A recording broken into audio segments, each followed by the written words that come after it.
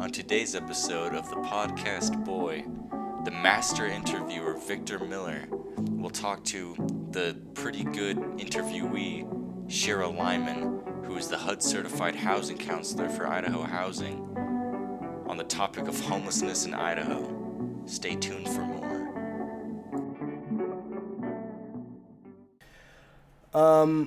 So do you think that there are any factors in that contribute to poverty in Idaho that are the most common, among most people that end up in those situations? Are there any common ones? I definitely think that there are two that we see, especially in this area. One is mental health. A vast majority of our homeless suffer from mental health that kind of prevents them from being able to sustain themselves.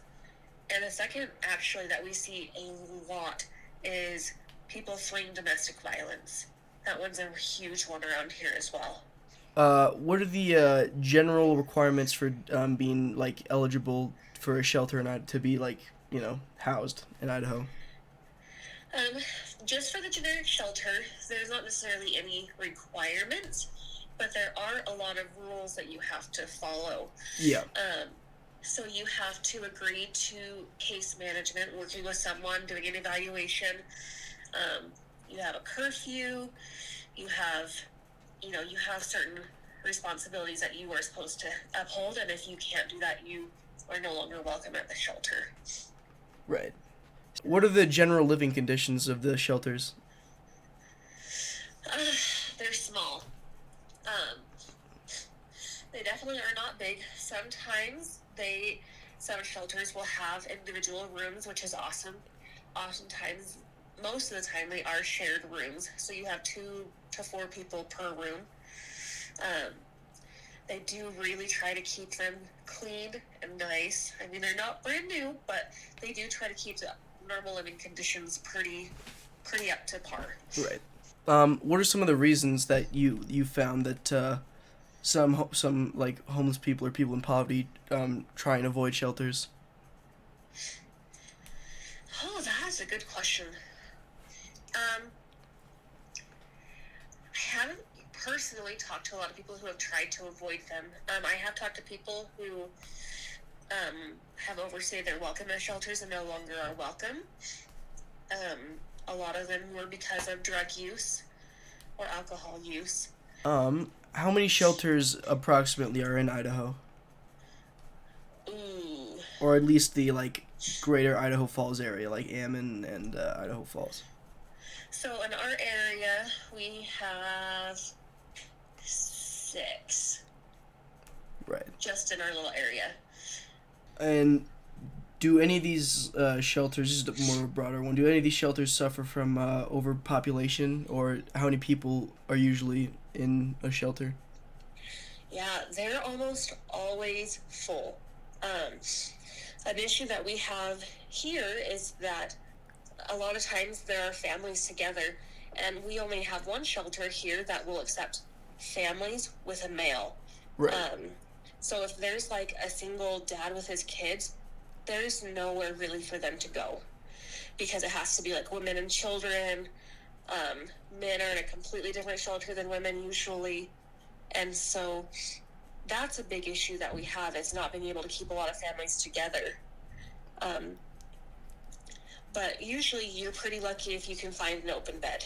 Our homeless population is growing pretty rapidly. We do a count every January, and if I remember right without looking it up, they counted 130 homeless people in Idaho Falls in January. They're camping out, out in the foothills, things like that. Yeah, I see quite a few of them, downtown by the library or under the bridges. Yes. What do you think, besides what's already being done, do you think there's anything else that could be significant to combating the homeless problem in Idaho? I know it's a little broad of a question. No, it is. So I'm a part of 2 different homeless coalitions. So I serve in the Pocatello region and the Idaho Falls region. So every month I go and we have this discussion. And a big thing is funding. It's always funding. It always comes down to money. But I think it also, a lot of it has to do is Idaho is not used to homeless people. There's a group here in Idaho Falls called Pink that they tried to create a safe park area, which is where people who are living in their cars can come and they can park in a safe spot and sleep and not have to be worried about cops or things happening.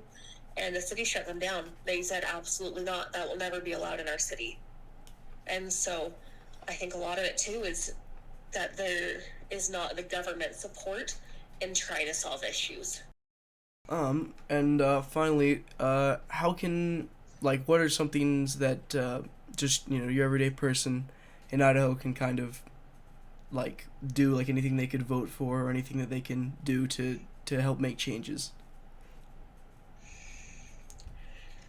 I definitely think that it's hard for the average person just because that's not their life, they're not living in it. But I think knowing the resources is a big thing because you never know when a friend, a family member is going to go through that.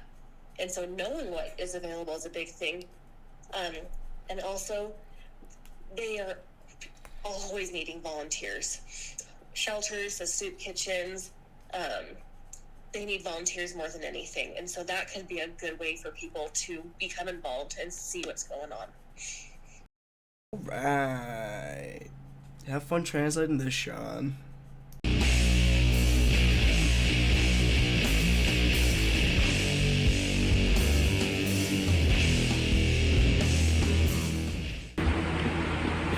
I don't have time to explain. The location of Braxton Bragg is